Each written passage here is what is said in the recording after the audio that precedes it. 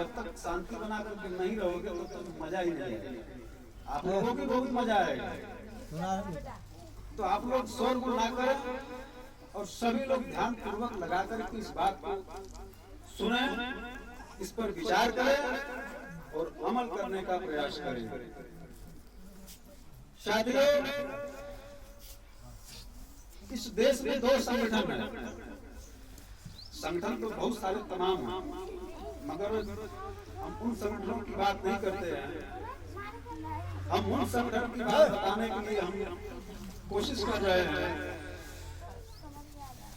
ताकि हमारे लोगों को पता चले कि कौन संगठन क्या करता है, कौन संगठन क्या करता है। तो इस देश में 2 संगठन है।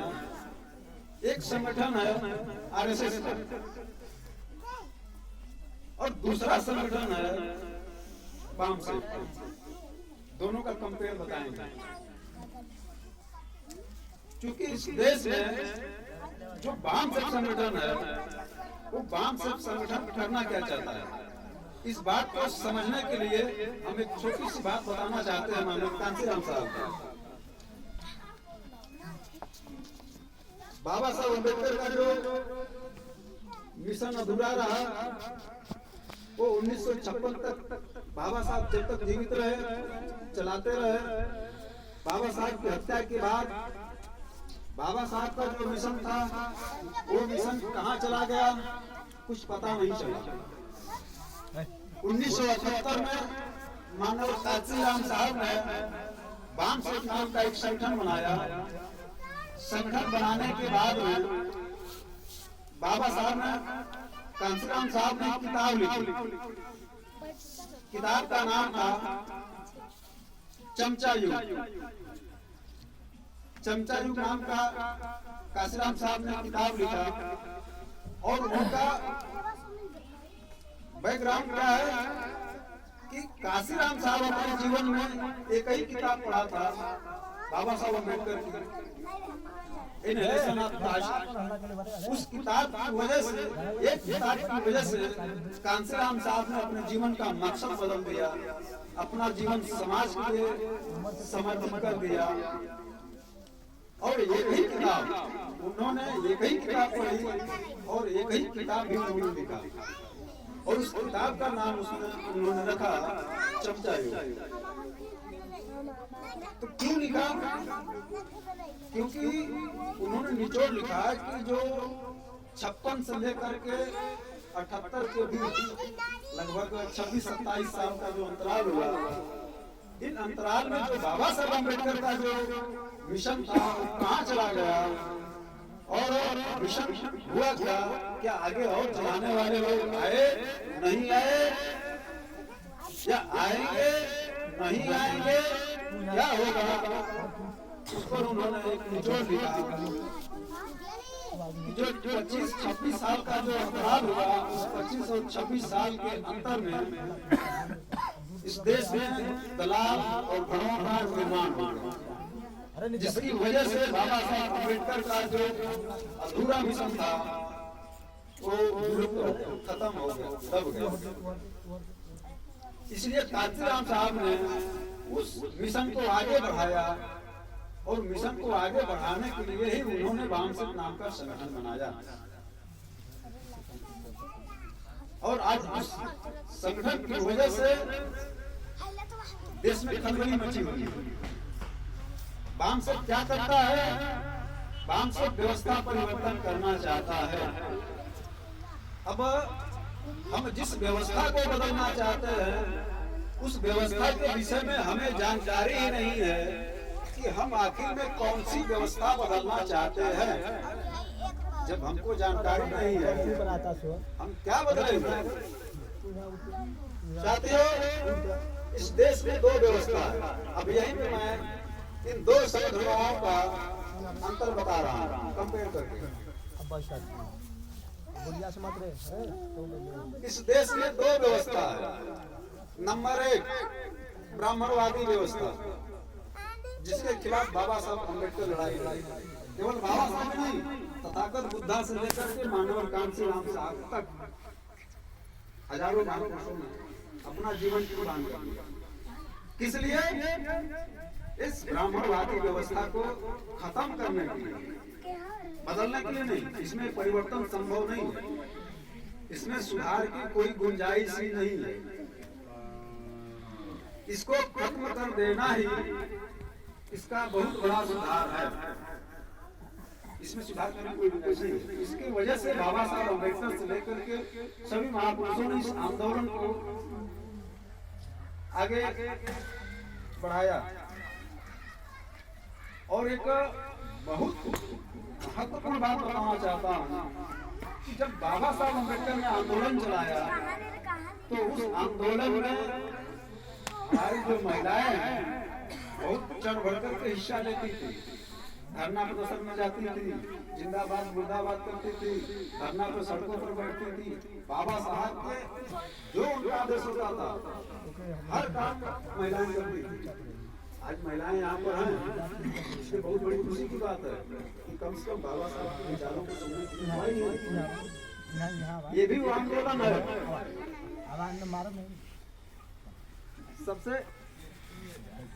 सबसे बड़ी बात है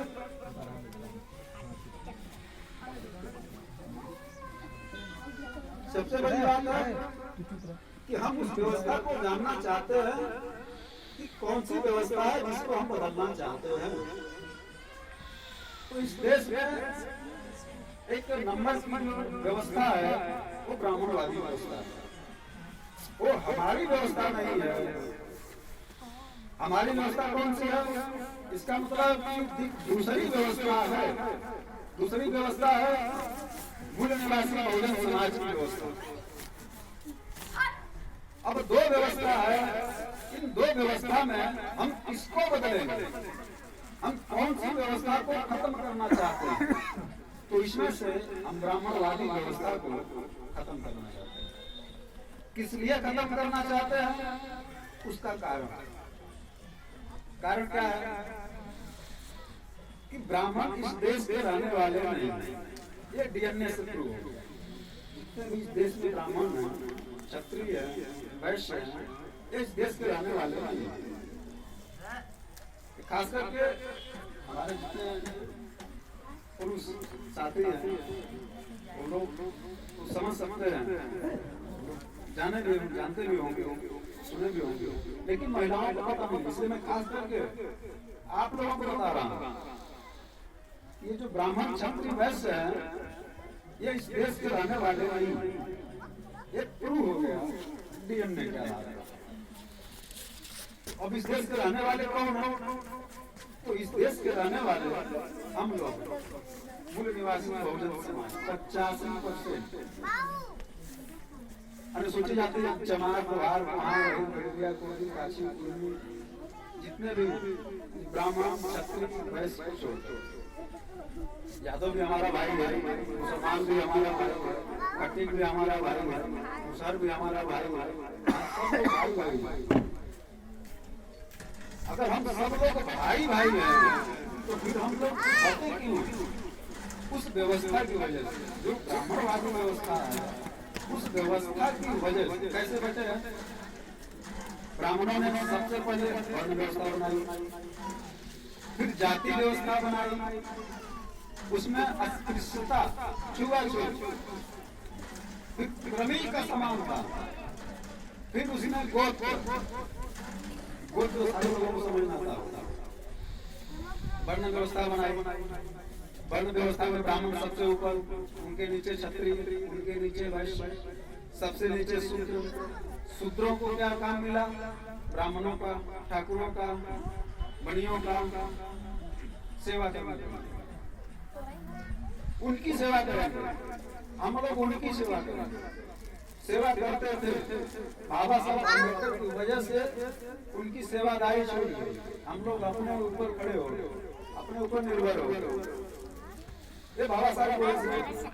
लेकिन आज भी उसी स्थिति में आज भी हम लोग कर रहे हैं। जैसे कि आपने बताया कि हम गए, हमारे साथ में छुआछूत हुआ, भेदभाव हुआ, तो हम भी इंसान हैं, वो भी इंसान है, मगर हम उसके थाली में खा नहीं सकते।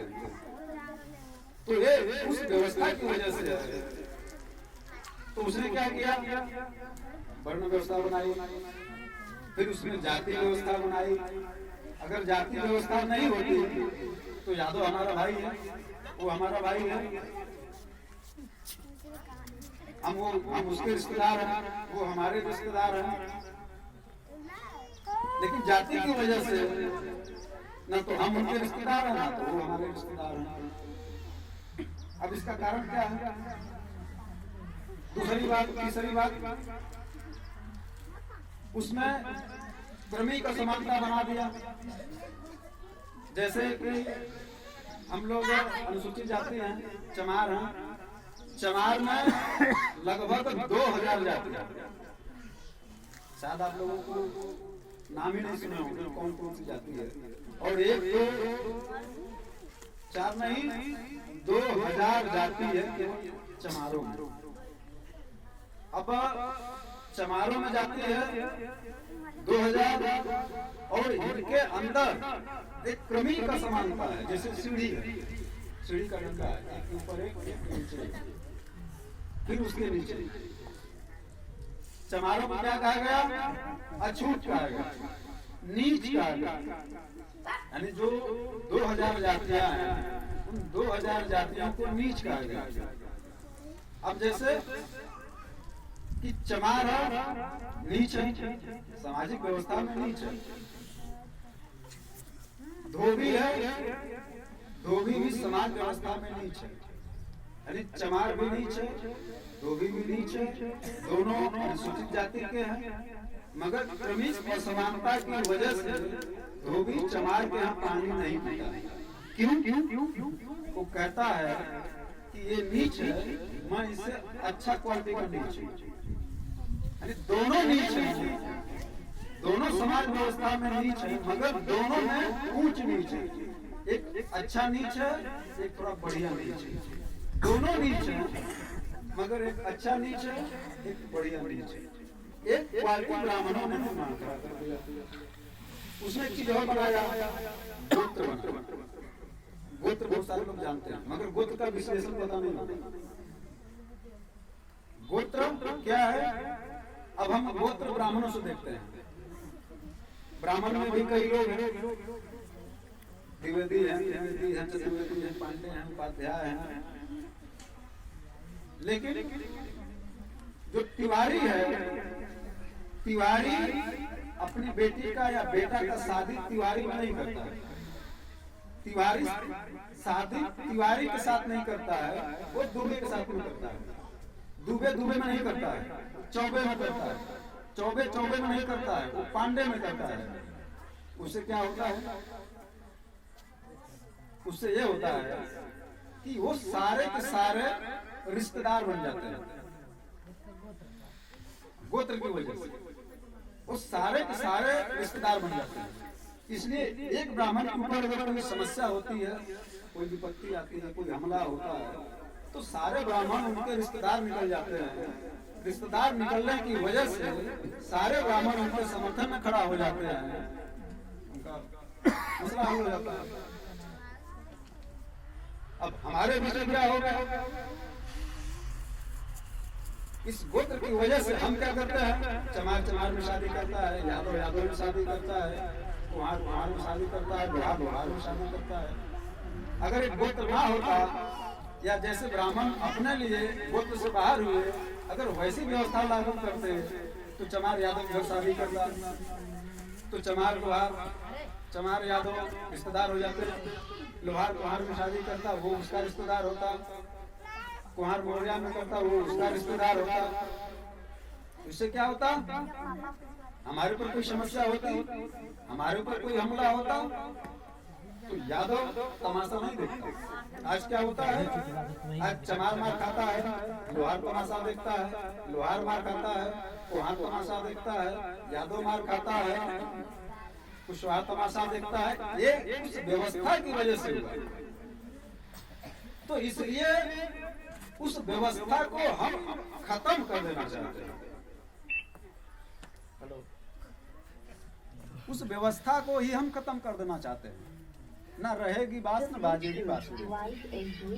तो उस व्यवस्था को खत्म करने के लिए ये हम यहाँ पर आए हैं, ताकि उस व्यवस्था को खत्म किया जाए। अब वो खत्म कैसे होगा? अभी उसमें बहुत सारी व्यवस्थाएं हैं, ये तो बड़ी बड़ी व्यवस्था है, और भी इसमें छोटी छोटी समस्याएं भी है। तो वो व्यवस्था खत्म करना है, उसमें सुधार करने की जरूरत ही नहीं है, और ना ही तो उसमें सुधार करने से कोई मसला हल होगा। अब वो कैसे हल होगा?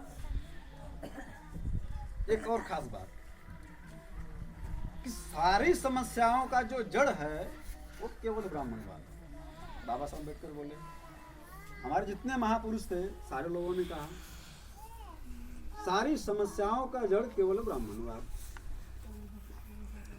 अगर आप एक समस्या निर्माण करो, दूसरी समस्या खड़ा हो जाएगी, तीसरी का समाधान करो, चौथी खड़ी हो जाएगी, पांचवी का समाधान करो, छठवीं खड़ी हो जाएगी। इसका मतलब है कि हम समस्याओं का समाधान करने से समस्याओं का समाधान नहीं होगा। उसके लिए क्या करना होगा? उसके कारण को ढूंढना होगा। कारण क्या है? किस कारण से? जैसे हमें बीमारी हो गई, हम एक डॉक्टर के पास में गए, डॉक्टर ने हमको दवा दिया, दवा खाया, ठीक रहा, दवा खत्म, फिर जिसका तस। दूसरे डॉक्टर के पास में गया, उन्होंने भी दवा दिया, दवा खाया, तबीयत ठीक, दवा का असर खत्म, फिर तबीयत शुरू। तो डॉक्टर क्या कहता है कि इसका जांच कराओ। जब तक जांच नहीं कराओगे पता नहीं चलेगा कि बीमारी है कौन सी और किसके वजह से बीमारी हो रही है। जब जांच किया जाता है तो पता चलता है कि चाहिए कारण। जब वो कारण देखता है तो उस कारण को खत्म करता है। अगर ऑपरेशन करने लायक है तो ऑपरेशन करके उस कारण को खत्म करेगा। दवा से खत्म होने वाला है, दवा से खत्म करके करेगा। जब उस कारण को खत्म करता है तो बीमारी अपने आप खत्म हो जाती है। तो उसी तरह से, और इसको अच्छा से समझने के लिए एक उदाहरण है। वो नहर है, आपके पास का नहर है, अभी नहर टूट गया, पानी आने लगा आपके गांव में, तो जिसका पहले घर होगा वो वहाँ क्या करेगा? भैया उसके घर में पानी आने लगा तो वो क्या करेगा? मेड़ लगा देगा कि हमारे अंदर पानी ना आए, उधर ही रहे। तो उनको ऐसा लगता है कि अगर हम मेड़ लगा देंगे तो हमारा समस्या खत्म हो जाएगी। नहीं, गलत है। मेड़ लगाने से उनकी समस्या खत्म नहीं होगी। क्या होगा? जैसे ही वो मेड़ लगाएंगे, उधर खाल है, पानी उधर चला गया। जब उधर गया तो वहाँ पे किसी दूसरे का घर, उनके घर में जाने लगा। तो उनको क्या लगा? अगर वो बंद नहीं किए होते तो हमारी तरफ पानी नहीं आता। वो लड़ाई झगड़ा, तो समस्या खत्म कहाँ हो गया? वो तो बढ़ गई। गुस्सा में उन्होंने भी मेड़ लगा दिया, वो तीसरे घर में चला गया, चौथे घर में चला गया, पता चला कि पूरा गांव डूब गया।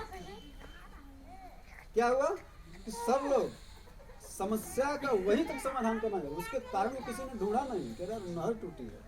अगर सारे लोग मिल करके अगर नहर बांध दें तो पानी ऑटोमेटिक बंद हो जाएगा, गाँव ही नहीं डूबता।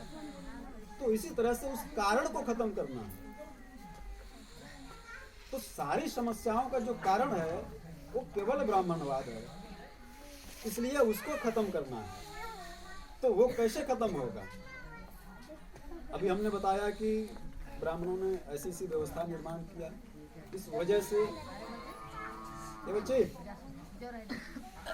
तो इस वजह से आज एक स्थिति आई है। और इतना ही उन्होंने नहीं किया, बहुत सारा उन्होंने काम किया।